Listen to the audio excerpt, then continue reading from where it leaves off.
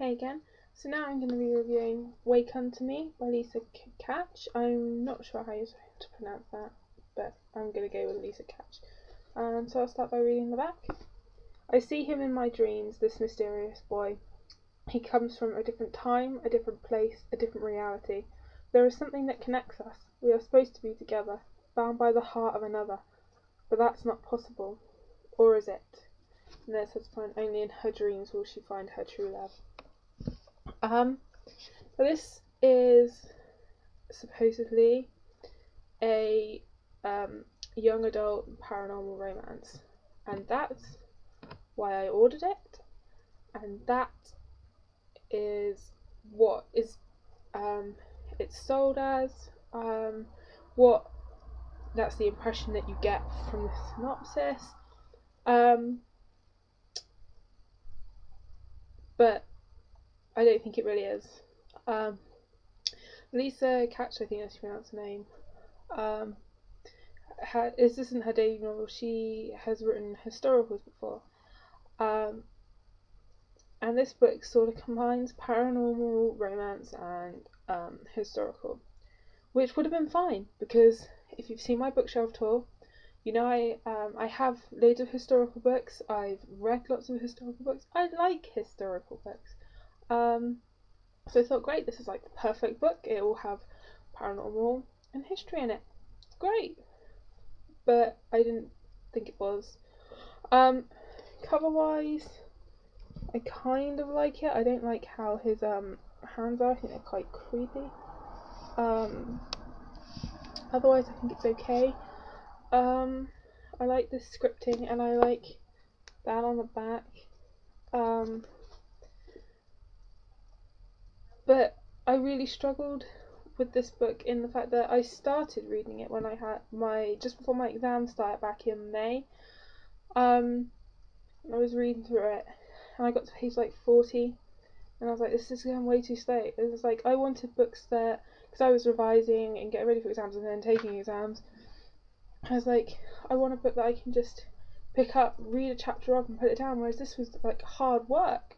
I found it really slow to get into, so I put it down and read something else, and then I came back to it when my exams finished, thinking, I've got more time now, I can, get into it. I never really got into it.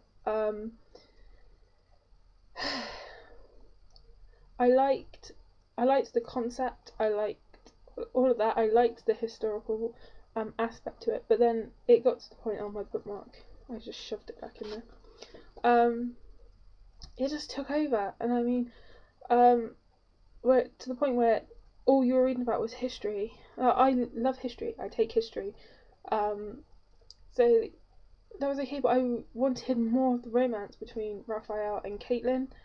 I wanted more focus on that and not on the Knights of Templar, which I didn't know that much about when starting reading it, but now I feel like I know everything there is to know.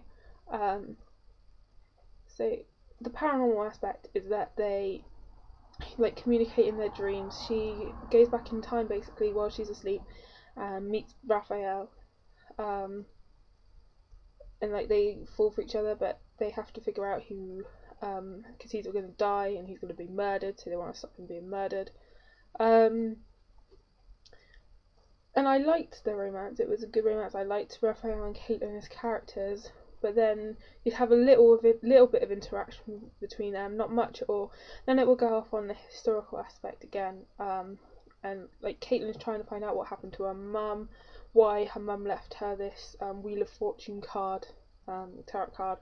I thought it had so much promise. That's what's so disappointing, because I couldn't wait to get this book and read it, and now I'm really disappointed, which doesn't happen very often. Normally I really enjoy the book, even if it's not the best book I've ever read. I've enjoyed reading it, whereas this was really hard to read, slow, and then it turned into something that I didn't think it was going to be, which was a shame, because if the balance had been right, it would have been an amazing book for me, and for anyone that enjoys paranormal. But for me, she went from writing a paranormal romance into history, and she needed to tone down the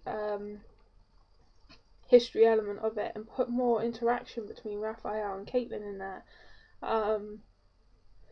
and maybe a bit more of the paranormal, because communicating through dreams, great, but is that all there is? You know, is that your paranormal aspect and that's it? And then you write so much history that eclipses absolutely everything else. So I personally would not recommend this book. Really, I wouldn't. Which again doesn't happen very often. But if you've read it and thought differently, please let me know. I'd like to really know what other people think of this book, because for me it didn't quite hit the mark, which is a shame. But happy reading.